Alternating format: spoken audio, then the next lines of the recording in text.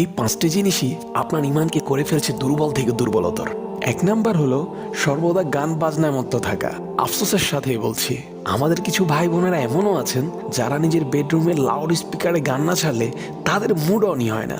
আমার সত্যিই বুঝে আসে না হারাম মিউজিকগুলো কিভাবে একজন মুমিনের মানসিক শান্তির কারণ হতে পারে, অথচ আল্লাহ রাসূল সাল্লাল্লাহু আলাইহি ওয়াসাল্লাম বলেছেন, আল গিনা ইউনবিতুন নিফাক ফিল কলব কামা ইউনবিতুল মাউজ যারা। যার অর্থ দাঁড়ায়, পানি যেভাবে ফসল উৎপাদন করে ঠিক তেমনই ভাবে গান বাজনা মানুষের অন্তরে কপটতা উৎপাদন করে, আপনার ইমানকে দুর্বল করে ফেলছে। এমন জিনিসগুলো 2 নাম্বার হলো ফরজ সালাতে অবহেলা করা।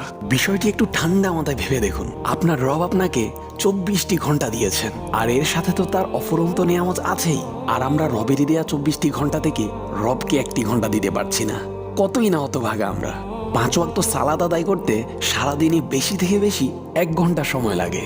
মনে রেখো, আসসালাতু মিফতাহুল জান্নাহ, নামাজই বেহেশতের চাবি। এরপর 3 নাম্বার পয়েন্টটি হলো গীবত করা। নিঃসন্দেহে ইমান দুর্বল হয়ে যাওয়ার পেছনে এটিও এক অন্যতম কারণ। এটি এতই ভয়ঙ্কর একটি পাপ যার ব্যাপারে রাসূল সাল্লাল্লাহু আলাইহি ওয়াসাল্লাম বলেছেন, আল গীবাতু আশাদ্দু মিনাজ জিনা। গীবত জিনার চেয়েও মারাত্মক। গীবত কাকে বলে? রাসূল সাল্লাল্লাহু আলাইহি ওয়াসাল্লাম গীবতের সংজ্ঞা করতে গিয়ে বলেন, তোমার ভাইয়ের পিছনে তুমি এমন কোনো সত্য কথা বলা যা সে অপছন্দ করবে, এটাই হলো গীবত।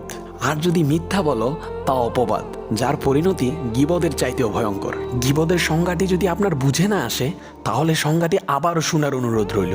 কারণ আমরা অনেকেই আছি যারা না বুঝে গীবত করে ফেলি, অর্থাৎ মৃত ভাইয়ের মাংস খেয়ে ফেলি। নাউযু বিল্লাহি মিন যালিক। 4 নাম্বার যে পয়েন্টটি আপনার ইমানকে দুর্বল করে ফেলছে তা হলো জ্ঞান অনুসন্ধান না করা, অর্থাৎ ধর্মীয় জ্ঞান অর্জন না করা।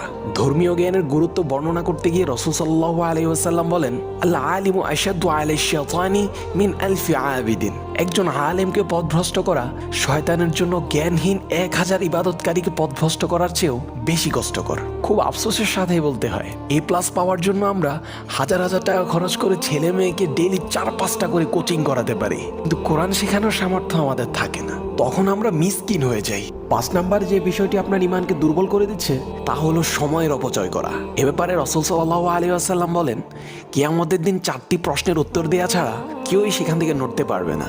আর ওই 4টি প্রশ্নের মধ্যে 2টি প্রশ্নই সময় সম্পর্কে হবে।